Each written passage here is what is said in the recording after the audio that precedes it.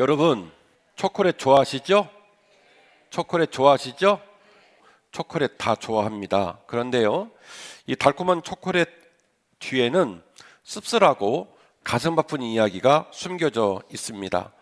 서아프리카에 가나라는 나라가 있습니다. 이 나라를 네이버로 뒤져보시면 굉장히 부국이에요. 경제적으로 부국이고 돈이 잘 돌아요. 돈이 잘 도는 이유는 뭐냐면 카카오 농장이 천지빛깔이로 있습니다. 초콜릿의 원재료인 카카오를 다 거기서 채취를 하거든요. 카카오를 채취하고 있는 농부들이 있는데 그 농부들이 전부 다 아이들입니다. 그 아이들 인원이 156만 명입니다. 156만 명의 아이들이 카카오를 채취를 하는데 칼을 들고 나무를 오르고 가지를 자르고 그리고 열매를 따고 그 열매가 따서 한 보자기에 들어가면 한 보자기가 한 자루가 45kg입니다. 아이 몸무게하고 비슷한 몸무게를 질질 끌고 다니면서 아이들이 일을 하지요. 심지어 생산성을 높이기 위해서 이 아이들은 농약도 칩니다. 그 어린 아이들이 거기서 카카오를 채취해가면서 병들고 죽어가고 있는 거죠. 사진 하나를 보여드리겠습니다. 이 아이가 드리사라는 아이인데 실제 드리사의 얼굴은 아니에요. 2000년에 영국 BBC 방송 다큐멘터리가 만들어졌는데 슬래버리, 노예제라는 말입니다. 슬래버리, 노예제, 글로벌 인베스티게이션, 노예제, 글로벌 조사라고 하는 다큐멘터리를 만들었습니다. 이 다큐멘터리 감독이 브라이언 우즈라는 감독인데 이 감독이 촬영팀을 이끌고 영상을 찍으면서 참 많이 울었다고 해요. 거기서 만났던 아이가 드리사라는 아이인데 이 드리사라는 아이하고 인터뷰를 하면서 물어본 거예요. 넌 여기 온 지 얼마나 됐냐 그랬더니 어렸을 때 잡혀와서 5년 넘게 이곳에서 일을 하고 있고 이 브라이언 우즈라고 하는 감독이 드리사의 옷을 벗겨봤더니 온몸에 상처가 없는 곳이 없더라는 거예요. 제가 이걸 AI로 그린 이유는 BBC 방송을 들어가 보시면 이 모습이 얼마나 처참한지 이 아이의 얼굴을 전부 다 블러로 가려놨어요. 실제 모습을 못 보도록 인권 차원에서 가려놨는데 아이의 몸이 성한 곳이 없더라는 거예요. 이 아이가 이 다큐멘터리 방송을 촬영하는 가운데 이런 말을 합니다. 세계 모든 사람 중 누구라도 달콤한 초콜릿을 먹는다면 그 사람은 초콜릿을 먹는 게 아니라 내 살을 먹는 것이다 라고 하는 말을 남겼어요. 참 엄청난 기가 막힌 이야기이죠. 아이들의 살점이 떨어지고 농약을 치고 농사를 지어가면서 아이들이 죽어가는 거예요. 그렇게 카카오 농장에서 일을 하는 아이들이 156만 명입니다. 우리가 이름만 대면 알 법한 국제기업들, 제가 원래는 이름이 있었는데 지웠는데요. 그 이름만 대면 알 듯한 국제적인 기업들이 전부 다 이런 방식으로 카카오를 채취하고 있습니다. 저렴하게 채취해야 비싸게 팔 수 있기 때문에 그렇습니다. 기업은 돈 버는 목적을 위해 만들어졌고 돈을 벌기 위해서라면 수단과 방법을 가리지 않고 돈을 버는 것이 오늘날의 현재의 모습이 되겠습니다. 1993년 가나의 농부 나나 프림퐁 아브레세라는 사람이 있었는데요. 이 나나 프림퐁 아브레세가 이렇게 아이들이 어린 나이에 잡혀와서 온몸이 상처 투상이고 농약을 치고 또 농사를 지어가면서 죽어가는 모습을 보고 더 이상 이렇게 있을 수가 없다라는 생각이 들어서 나나 프림퐁 아브레세라는 사람이 깃발을 들고 일어섭니다. 아이들의 눈물을 닦자. 그리고 대기업의 횡포에 우리 농민들이 이렇게 무너지면 안 된다. 그래서 협동조합을 세우게 되는데 처음에 출발했던 협동조합에 가담한 사람들이 22개 마을에 2,000명의 농부들이 가담을 하게 됩니다. 이들이 만든 협동조합의 이름이 쿠아파 코쿠라고 하는 협동조합인데 이 쿠아파 코쿠라는 협동조합을 만들고 여기에서 드디어 대기업과 상대할 수 있는 브랜드를 런칭을 하게 됩니다. 그 브랜드가 뭐냐면 바로 디바인 초콜릿입니다. 제가 오늘 여러분에게 설교를 하면서도 제가 종종 이 디바인 초콜릿을 봤어요. 근데 저는 초콜릿을 좋아하지도 않을 뿐더러 이 디바인 초콜릿이 뭘 의미하는지를 몰라서 죄송하게도 단 한 번도 이 초콜릿을 못 샀습니다. 이제 이후로는 눈에 띄는 대로 살 거예요. 제가 안 먹으면 사다가 누구를 주더라도 이 초콜릿을 사겠다고 하는 마음을 저는 먹었습니다. 이 AI로 이 디바인 초콜릿 제가 상품을 인터넷에서 찾아가지고 AI로 그림을 그려봤는데 설명을 좀 드리도록 하겠습니다. 맨 위에 보시면 가운데에 보면 손이 이렇게 교차해서 360도로 이렇게 잡은 손 모양이 있죠.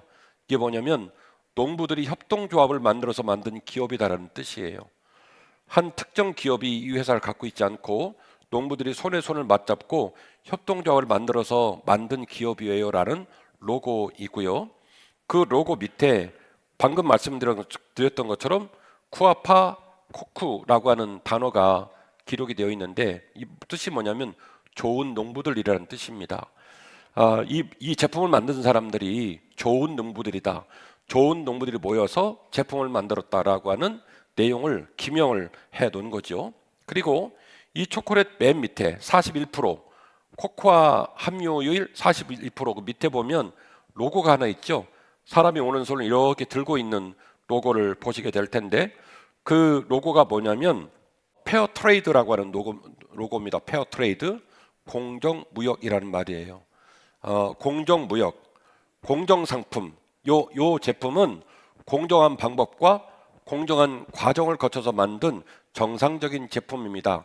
공정무역 제품입니다. 라고 해서 국제규격입니다. 공정무역 제품은 저렇게 공정무역 로고가 제품에 붙어 있는데 이 디바인 초콜릿, 모든 디바인 초콜릿은 공정무역 로고가 센터에 딱 저렇게 박혀져 있습니다.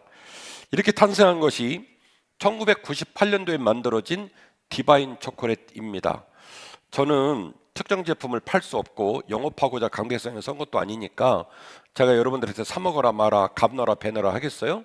여러분 알아서 하시고 저는 눈에 띄면 이제 살 거예요. 제가 먹던 누구를 주던. 2007년 착취의 대상이었던 농부들이 주주로서 배당금을 받는 첫 번째 기적이 일어나게 됐는데 그게 바로 디바인 초콜릿을 전 세계에 팔면서 만들어진 기업의 이윤으로 만들어진 기적이었습니다. 지금은요 22개 마을 2,000명으로 시작했던 이 협동조합이 지금은 몇 명이 됐냐면 10만 명이 됐고요. 이 10만 명의 협동조합이 디바인 초콜릿을 전 세계에 팔고 대기업과 맞상대해서 이 초콜릿을 전 세계에 유통하고 그 유통한 이윤으로 말미암아 어려운 아프리카 땅에 우물을 파고 학교를 세우고 병원을 지었습니다. 그리고 수많은 농장에서 가혹한 환경에서 죽어가는 아이들을 구출해서 이제는 아이들을 농장으로 보내지 않고 어디로 보내요? 학교로 보내는 일을 이 협동조합이 하고 있더라는 것이죠. 같은 초콜릿이지만 하나는 아이들의 눈물로 만들어진 초콜릿이고요. 또 하나는 농부들의 존엄을 지키며 만들어진 초콜릿이 바로 디바인 초콜릿이 되겠습니다. 사랑하는 한빛가족 여러분, 인간은 뼛속까지 죄인입니다.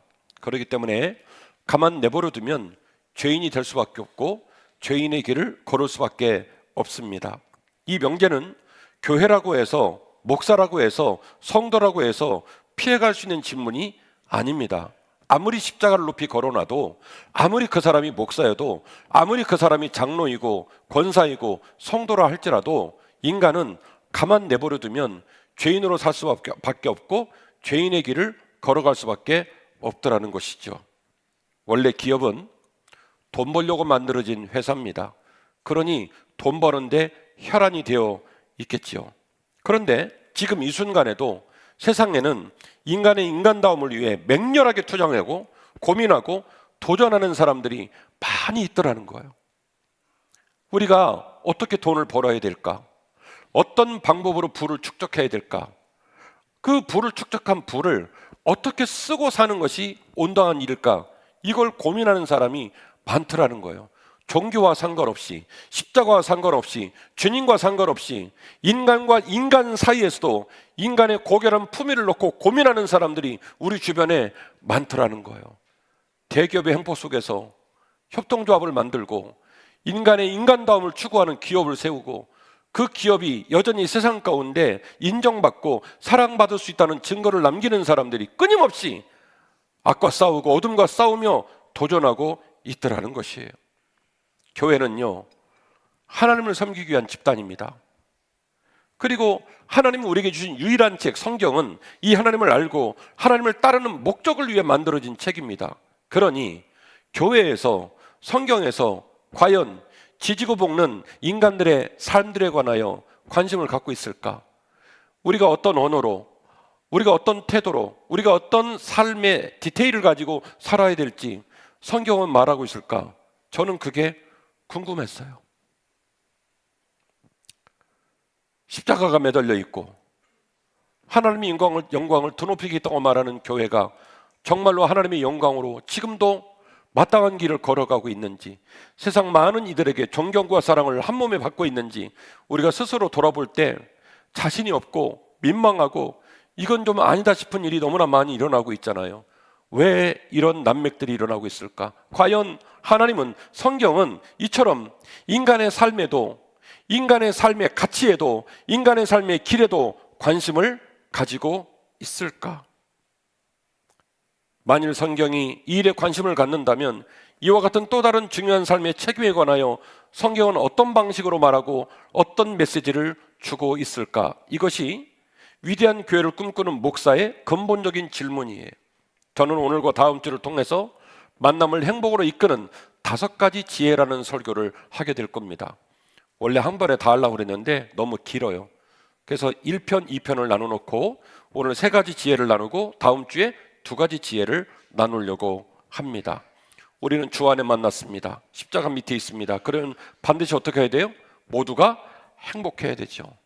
만남을 행복하게 하는 5가지 지혜를 함께 나눌 것이고, 과연 교회는 하나님을 섬기기 위한 집단인데 성경은 하나님이 주신 책이고 하나님 안에 인류를 향한 하나님의 마음이 담겨진 책인데 과연 성경이, 과연 하나님이 인간의 삶에도 관심이 많을까라고 하는 의문을 가지고 이번 주와 다음 주 말씀을 나누게 될 텐데, 이 말씀을 통하여 우리 모두에게 놀라운 깨달음, 또 아주 다부지게 마음을 먹고 결단하는 귀한 은혜가 우리 모두에게 있기를 주의 이름으로 축원합니다.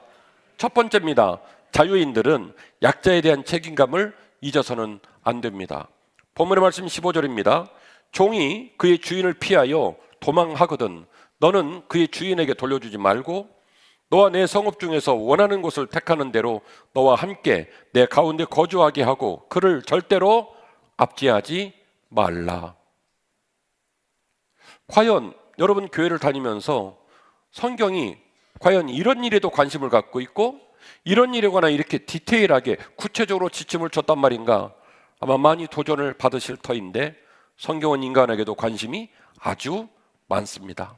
목사가, 장로가, 교회가 어떤 모습으로 사는 것이 온당한 일이고 덕스러운 일인가 아주 디테일하게 가르침을 주고 계신데요. 신명기 24장 말씀은 역사적 배경을 좀 아셔야 됩니다. 고대 근동의 노예법을 좀 알아야 되는데요. 고대 근동 문화에서는요, 도망 노예를 발견하면 반드시 잡아서 주인에게 돌려줬어야 됩니다. 주인에게 돌려줄 수 없는 상황이 되면 시효라는 장치를 작동시키는데 그 노예를 죽여버립니다.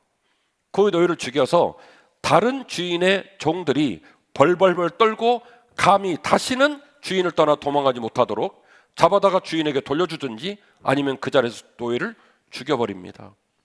함무라비 법전에 따르면 도망 노예를 숨겨주는 양민은 그가 양민이라 할지라도 도망 노예를 숨겨주는 양민을 죽이라고 기록하고 있습니다. 이처럼 고대 지역의 문화는 노예를 사람으로 여기지를 않았어요. 그래서 재산권이 인권을 우선하는 시대였어요.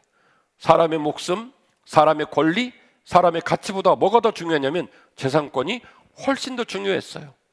그래서 사람을 노예 삼고 그리고 그 노예를 서로 팔고 노예가 도망가면 죽여버리고 다시 주인에게 돌려주라고 하는 고대 문화권에 있었던 그 상황 가운데 주어진 말씀이에요.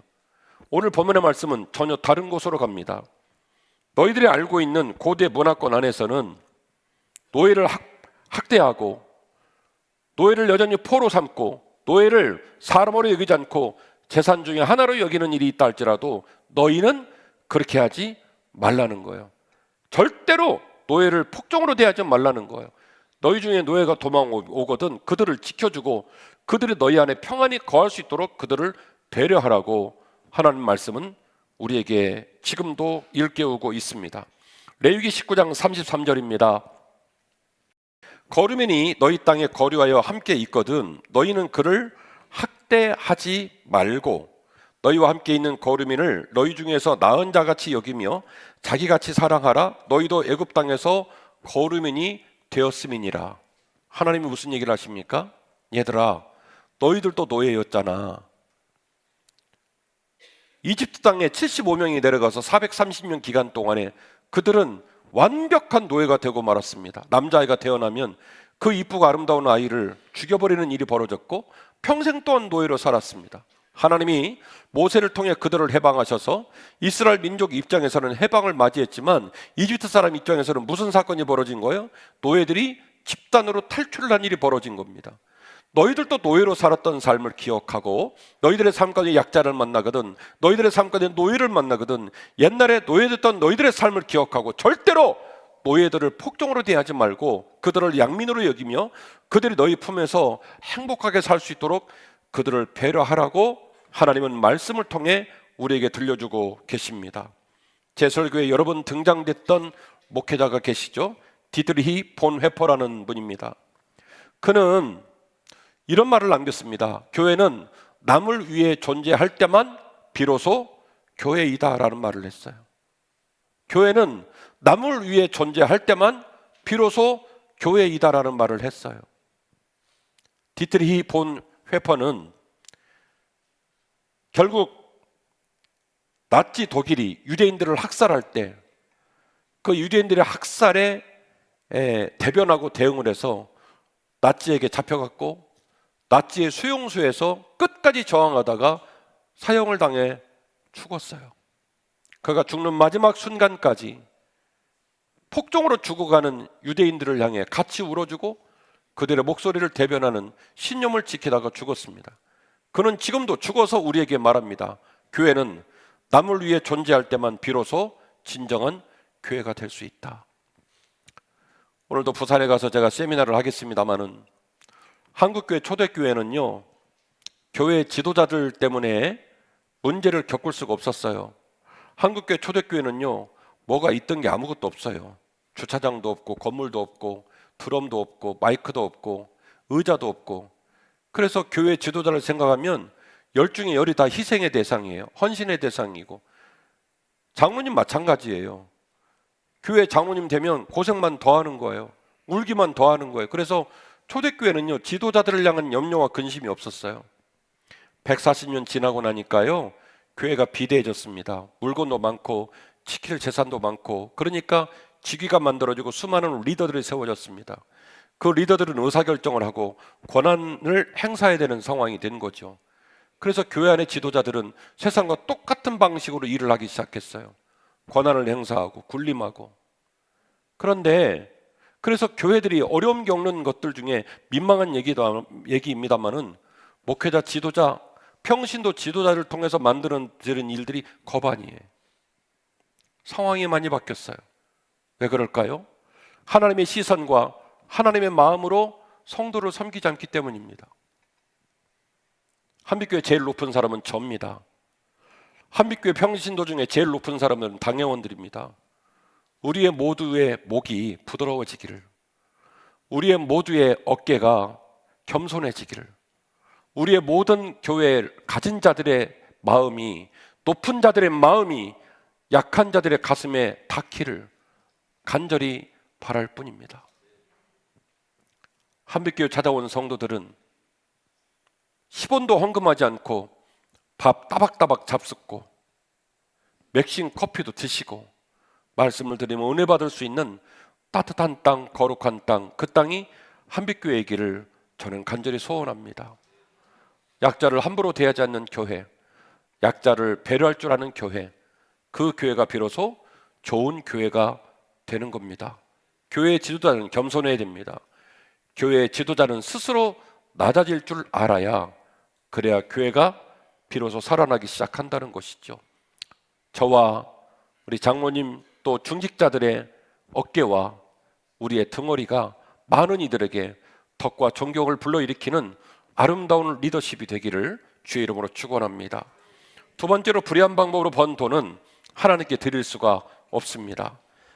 17절 말씀이죠. 이스라엘 여자 중에 창기가 있지 못할 것이요 이스라엘 남자 중에 남창이 있지 못할지니 창기가 번 돈과 개 같은 자의 소득은 어떤 서원한 일이든지 내 하나님 여호와의 전에 절대로 가져오지 마라. 너무나 내용이 격하죠. 개 같은 자라는 표현까지 나오고 있습니다. 아마도 교회를 오래 다니셨지만 내가 맨날 들고 다니는 성경에 이런 내용이 있을까? 오늘 충격을 받는 분이 많이 있으실 거라 생각이 되어집니다. 역시 신명기 20장에 나오는 23장에 나오는 이 이야기도 고대 사회를 좀 이해를 하셔야 합니다. 오늘 본문에 나오는 창기와 남창이라는 말은 요즘 우리가 알고 있는 단순한 성매매를 전문으로 하는 사람들을 말하는 말이 아닙니다. 이 창기와 남창이라는 말을 쓸 때 히브리 말로 케데샤, 케데쉬라고 기록을 하고 있는데 이 케데샤, 케데쉬는요 성별된 자라는 뜻이에요. 성별된 자, 무슨 말입니까? 이방 신전의 종교적인 의식을 위해 몸을 바치던 신전의 매춘부들을 말하는 거예요. 제 이전 설교도 많이 나왔지만 고대 사회는 다산이 가장 큰 이슈라고 그랬죠. 그래서 하늘의 신이 있고 땅 신이 있고 남신이 있고 여신이 있고 이 이방 신전들에서 신전들이 모여지게 되면 집단으로 성행위가 일어나는 기가 막힌 일들이 고대 사회에 있었다고 그랬죠. 이 일을 전문으로 하는 성별된 자들이 있었다는 얘기예요. 성전에. 그래서 남자 신전에는 남자 선지자들이 있었죠. 그게 바로 남창입니다. 여자 신전에는 여자 선지자가 있는데 그들이 바로 이제 창기들이었다는 얘기죠. 이렇게 움직이는 일련의 일들을 통해 그들이 돈을 벌고 그 돈을 축적해서 성전에 예배하러 가져서 제물을 드리는 것에 관하여 하나님은 절대로 그런 일이 있어서는 안 된다라고 금기사항을 말씀하고 있는 겁니다. 돈의 출처가 예배의 순결성을 결정한다는 것을 여러분 꼭 기억하셔야 돼요. 여러분, 돈에 거룩과 세속이라는 기준이 있나요, 없나요? 없죠. 돈은 돈일 뿐이에요. 액면가. 돈은 거룩하냐 세속적이냐 이게 중요한 게 아니라 뭐가 중요하냐면 금액이 중요한 거예요. 신사임당이냐 배추잎이냐, 그죠? 돈은 중립적이에요. 그런데 이 돈이 하나님 앞에 예물로 드려질 때는 돈이라는 용어를 쓰지 않고 뭐라고 말을 쓰냐면 예물이라는 말을 써요. 그 말은 무슨 얘기입니까? 그 돈에 땀을 담고 그 돈에 진정성을 담고 그 돈에 감사를 담고 그 돈에 주님을 향한 기대를 담기 때문에 우리는 그것을 돈이라 부르지 않고 예물이라 불러요. 저는 예물을 드릴 때 제가 가지고 있는 그 종이로 된 돈 중에 제일 그래도 때묻지 않은 돈들을 찾고 얼굴을 맞춰요. 얼굴을 다 맞추고 그리고 봉투에 놓고 그리고 그곳에 기도 제목을 씁니다. 제 몸에 붙은 습관이에요. 왜요? 그 돈은 물건값을 대금을 지불하는 게 아니거든요. 그 돈 안에 내 사랑을 담고 희생을 담고 주님을 향한 거룩한 기대를 담으면 그 돈이 뭐가 되냐면 예물이 되는 거예요. 기독교의 정신은 동기의 순수성과 과정의 신실함이 너무너무 중요하다는 사실을 제 이전 설교를 통해 여러 번 말씀드렸던 것들을 여러분 꼭 기억하셔야 될 줄로 믿습니다. 우리 사람이 얼마나 목적지향적이고 얼마나 결과지향적인 줄 아십니까? 속담을 열거하겠습니다. 뭐로 가도 서울만 가면 됩니다. 우리가 너무나 많이 겪는 일들을 속담으로 만들어 놨어요. 법보다는 주먹이 빠릅니다. 같은 맥락의 얘기죠. 우리가 쓰는 말들 중에 이런 표현이 너무나 많아요. 꽝 잡는 게 매다. 꽝이 왜 죽었는지, 매가 꽝을 왜 잡아먹었는지 그 원인과 과정과 뜻을 밝히지 않아요. 무조건 힘센 놈은 힘 없는 놈을 잡아먹는 거예요. 그래서 꽝 잡는 게 매라는 거죠. 이 말을 일상적으로 쓰고 우리는 하루하루를 살고 있고 이 원리를 거룩한 십자가가 달린 교회에 들어와서도 여전히 작동시키는 것이 오늘 현대 교회의 난맥이요 눈물입니다.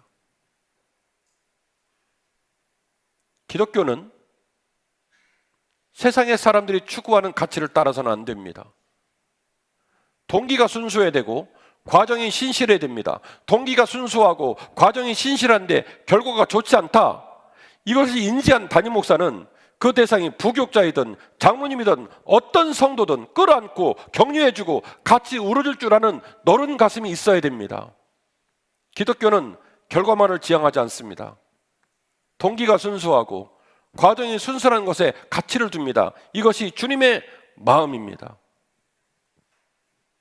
한국교회가 많이 비대해지고 성도들이 많이 잘 나가죠. 아직까지 우리 교회는 없습니다만은 10억, 20억씩 교회다가 탁탁 큰 돈을 헌금하는 성도들이 교회마다 많습니다.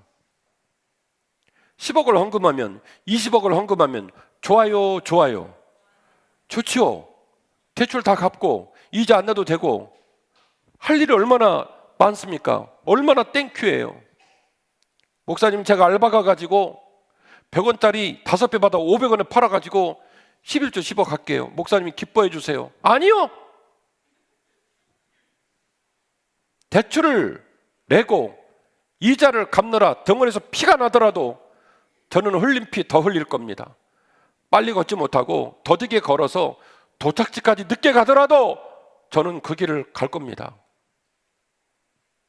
기독교회는 돈을 벌며 남의 눈에 피눈물 흘리고 남의 주머니에 돈 뺏고 사기치고 다단계하고 불의한 방법으로 돈을 벌고 알을 박아가지고 100원짜리를 1000원을 받고 그래서 고액의 헌금을 내고 큰 11조를 드리고 그것이 교회에서 존경과 사랑의 대상이 된 것이냐 의기양양하고 저는 그런 교회 거절해요. 싫어요. 김진호 목사 한빛교회 목사인데 교회도 부흥 못 시키고 겁나게 더디게 걷더라. 네, 제가 못나서 그렇게 됐네요. 그냥 받아들일 거예요. 정당하게 대출 내고 빚 갚느라 이자를 내느라 좀 고통스러워도 등에서 피가 나도 그냥 뚜벅뚜벅 더디게 걸을래요. 왜요? 그것이 우리 하나님의 원리고 그것이 우리 하나님의 마음이기 때문에 그렇습니다. 예물은 거룩한 돈이어야 됩니다. 우리가 주 앞에 어떤 예물을 드리든 정당하게 벌고 정당하게 드릴 때 그것이 진짜 하나님이 기뻐 받으시는 선한 제물이 될 겁니다. 주님, 내게 물질을 주옵소서. 주님, 내 자녀를 복 주시옵소서.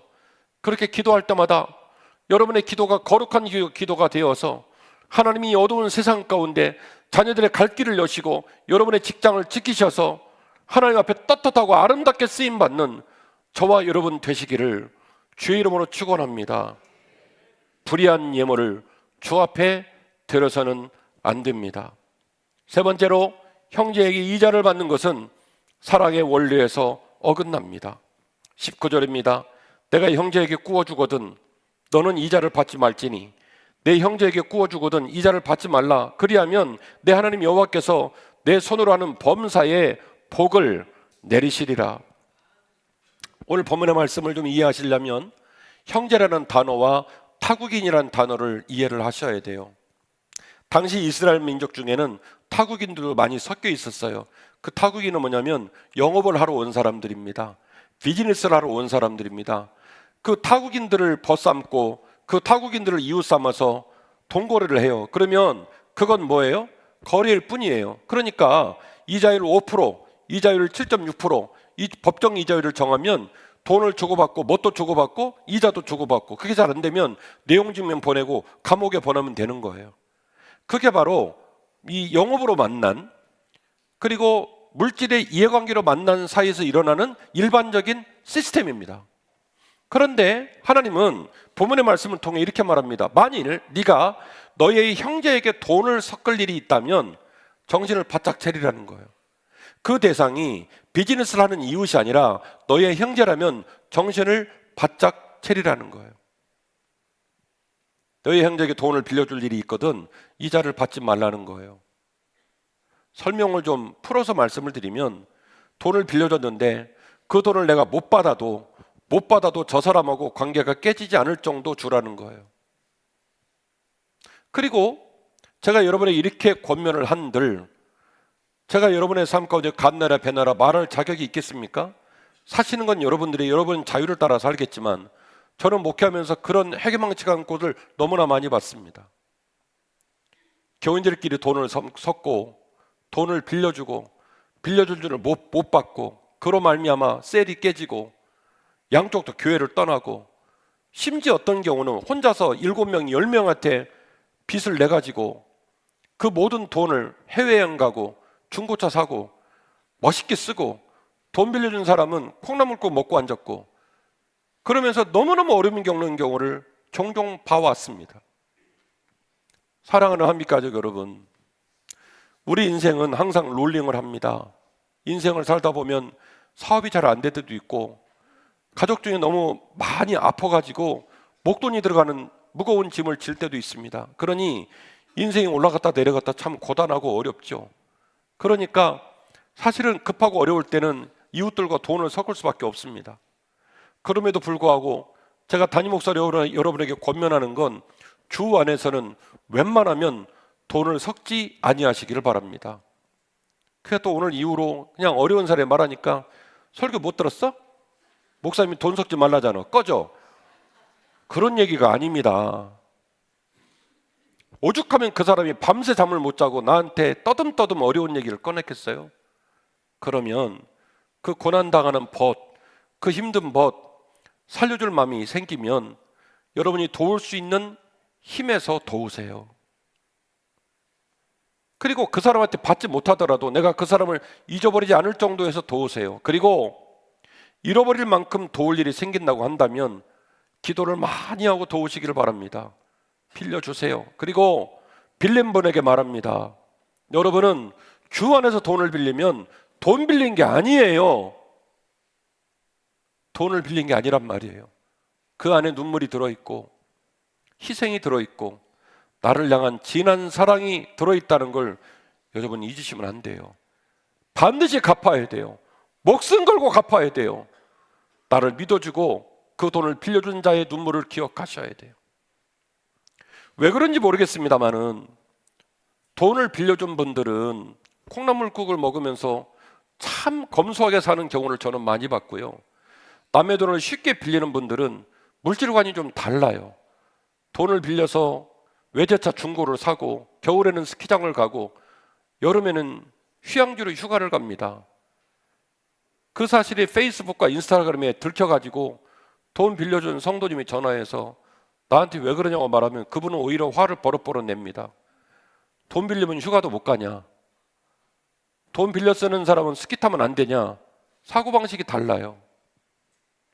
사람을 2번 죽여요.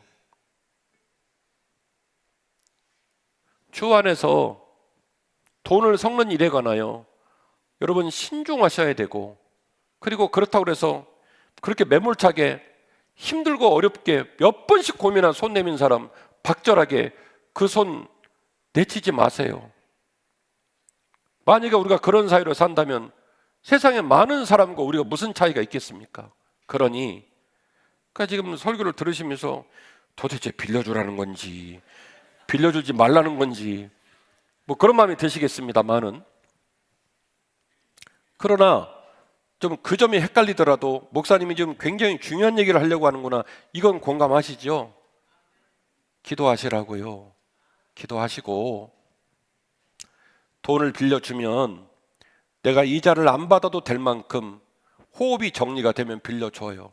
그리고 이자를 받아야 될 만큼 큰 돈을 빌려주면 그 돈을 빌린 사람은요 마지막 돈을 갚을 때까지 괴로워하셔야 돼요. 세상에 안 빌려주는 돈을 그 집사님이 그 장모님이 빌려줬잖아요. 그러면 그 책임을 지셔야 돼요. 기필코 갚으셔야 돼요.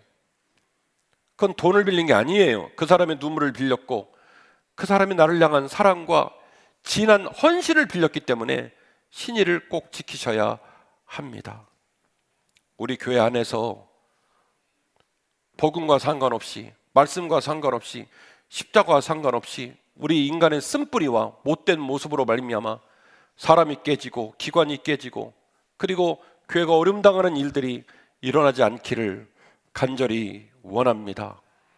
저는 오늘 설교의 서두에 디바인 초콜릿을 여러분에게 소개하면서 하나님께서 우리의 찬양과 경외를 받으시는 영원한 하나님으로서 존재하고 그분이 우리에게 주신 성경이 그분을 섬기는 방법들을 말씀하고 있지만 과연 하나님께서는, 과연 성경은 우리들의 삶에도 관심을 갖고 계실까? 우리들의 삶의 디테일에 관하여, 우리들의 삶의 평안에 관하여 지침을 주고 계실까라는 의문을 던지고 오늘 말씀을 근거로 5가지의 행복 지침을 여러분에게 나누고 있는 중입니다. 그 중에 3가지의 행복 지침을 함께 나누었습니다. 결론입니다. 우리의 만남에 진심과 성숙이 담겨야 우리는 비로소 행복한 공동체로 나아갈 수가 있습니다. 디바인 초콜릿 이야기로 돌아가 볼까요? 같은 초콜릿이지만 하나는 아이들의 눈물로 만들어지고요, 다른 하나는 농부들의 존엄을 지키면서 만들어지는 모습을 우리가 함께 묵상을 했습니다. 기업은 돈을 버는 것이 목적이지만 성숙해지고 가치에 눈 뜨니 돈을 버는 것 이상으로 인간의 존엄을 위해 헌신하고 불행하고 처절한 땅에 행복과 희망의 시간들을 그려내겠다라는 결심이 그들에게 생기더라는 것이죠. 하나님의 나라는요, 이 땅에서 시작되고 구현되어야 합니다. 하나님은 당신을 섬기는 백성들이 하나님의 형상을 따라 품위 있고 아름답게 만나고 사귀고 동행하기를 지금도 간절히 원하십니다. 그리스도인들에게 진심과 성숙은 선택이 아니라 필수적 소양이라는 것을 꼭 기억하셔야 돼요. 그리스도인들에게는 항상 진심이 담겨 있고 그들의 언어와 그들의 삶에는 항상 성숙이 담겨 있어야 합니다. 오늘 말씀에서 우리는 3가지 지혜를 배웠습니다. 첫 번째로 약자를 향한 거룩한 책임감입니다. 자유인은 약자를 보호할 거룩한 책임이 있습니다. 한빛교회가 약하고 힘들어하는 많은 믿음의 벗들을 자상하고 섬세하게 돌보고 섬길 수 있는 거룩한 한빛교회가 되기를 간절히 소원합니다. 2번째로 경제적인 청렴입니다. 하나님 앞에서는 떳떳한 돈으로 살아가야 됩니다. 이거 쉽지 않아요. 우리들이 세상에서 돈을 벌면서 항상 나이스하게 떳떳하게 돈을 법니까? 더럽게 벌 때도 있죠. 덕스럽지 못할 때도 있죠. 그러나 제가 오늘 이 아침에 여러분에게 말씀을 나누는 일은 기준점을 정하라는 거예요. 괴로워할 줄 알아야 된다는 거예요. 뭐가 잘못됐고 뭐가 잘된 것인지에 대한 기도는 갖고 계시라는 거예요. 그 일로 민망해하고 그 일로 슬퍼하고 그 일로 내가 어디로 가야 될지에 관하여 고민할 줄 알아야 좋은 신자, 좋은 교회가 거기서부터 시작이 되는 겁니다. 3번째로 사랑이 스며든 경제관계입니다. 형제와 형제 사이에 이자를 받지 말라는 말은 우리들이 물질을 쓰고 때로는 물질을 빌리고 때로는 물질을 섞어가는 삶의 노정 속에서 타자를 어떻게 대하고 타자가 내게 나눠준 물질을 어떻게 대하고 어떤 모습으로 신의를 지켜야 될지에 대한 원리를 분명하게 말씀해주고 계십니다. 주님, 우리 한빛교회 만남이 행복한 만남 되기를 원합니다. 또 주 안에서 만나서 믿음으로 뚜벅뚜벅 인생의 길을 걸어가는데 우리들의 사이가 상처를 주지 않고 감사와 행복이 넘치는 그런 사이가 되었으면 좋겠습니다. 성경이 이 일에 관하여 관심을 갖고 이렇게까지 자세하게 말했을까? 오늘과 다음 주에 눈을 뜨고 그 성경을 묵상하게 될 터인데 성경이 말하는 거예요. 얘들아, 이왕 주 안에 만났으니, 이왕 하나님의 백성으로 만났으니 너희가 행복하게 지내기를 원한다. 너희들이 내 안에서 천국의 꿈을 품고 믿음으로 나아가는 거룩한 공동체가 되었으니 디바인 초콜릿보다 더 아름다운 기업을 세우고 더 아름다운 가치를 세우고 더 아름다운 목적을 천명하는 멋진 교회가 되기를 원한다. 이는 하나님의 마음이십니다. 다음 주에 4와 5를 나누게 될 겁니다. 궁금하시죠? 안 궁금해요? 궁금하시죠? 절대로 빠지지 마시고 일주일 잘 보내시다가 다음 주에 만나십시다.